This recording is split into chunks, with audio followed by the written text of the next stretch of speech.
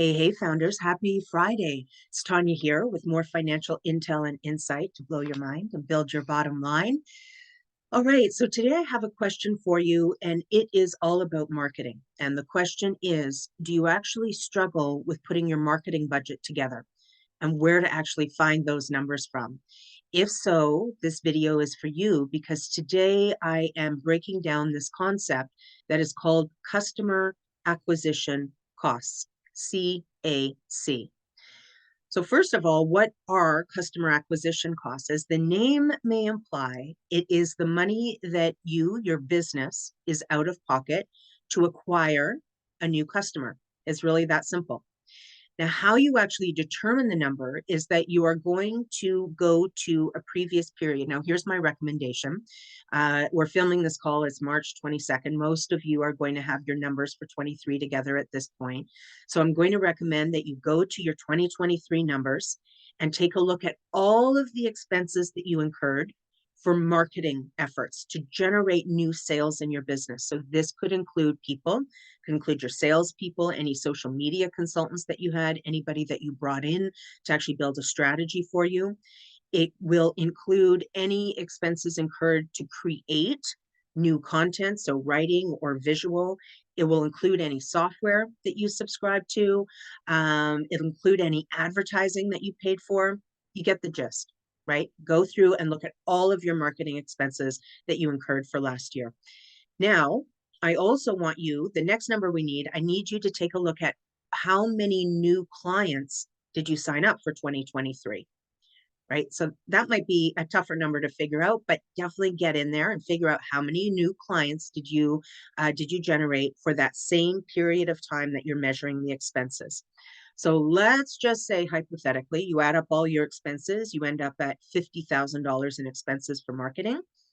And then you add up all of your new clients that you generated for 2023, and those new clients come out to, let's say, 100. Now, all you have to do is you take $50,000 and you divide it by, so your cost divided by your new clients, and that equals your customer acquisition costs. In this case, we're looking at $500 per customer, right? So customer acquisition costs, CAC, of $500. Now, I know I can hear a lot of you out there that are new to business saying, well, we don't have any data to pull from. So here's a really interesting exercise. You're going to have to click the notes below. You're going to have to read more and actually come to our post because I was able to pull together data. It was actually sourced through First Page Sage. They're a SEO optimization company, and they have offered up data that shows the industry benchmarks for business to business and business to consumer, so B2B and B2C, for 2023. So regardless of whether you're a new business or an existing business, I want you to go to this benchmark because, for example, if we said that your customer acquisition costs were $500 in this particular industry, I just want to pull up some numbers for you. In B2B, one of the lowest customer acquisition costs per industry is e-commerce, which is only $86 for customer acquisition costs, versus oil and gas, which is $783. In business to consumer, B2C, lowest is e-commerce at 68. Highest is actually the aviation industry. To acquire a new consumer is $708 on average in that industry. So I put those numbers out there so that you can explore, again, if you're an existing business, how does your marketing budget actually compare with others, your customer acquisition costs? And if you're a new founder, you'll be able to better understand what that number is and be able to set a marketing budget for yourself. Okay, so how to budget for customer acquisition costs. You can keep it really simple, but obviously you would be budgeting for these costs under what we call indirect costs or operating expenses. And if you're a fierce founder working with us through Nail the Numbers, you're going to budget for this expense specifically under your marketing and sales category. That's step one.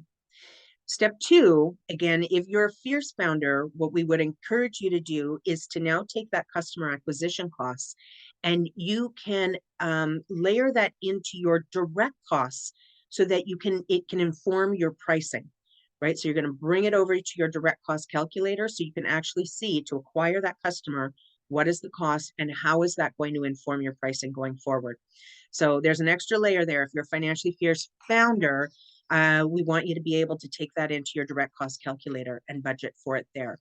But here's the bottom line: regardless of whether you're working with us or not, knowing those customer acquisition costs are key, not only so that you can budget, but that you can start to measure the efficiency and effectiveness of the marketing efforts that you've got on the go right now. All right, that's it. It's Tanya signing out, reminding you you've got to know your numbers if you're going to nail them.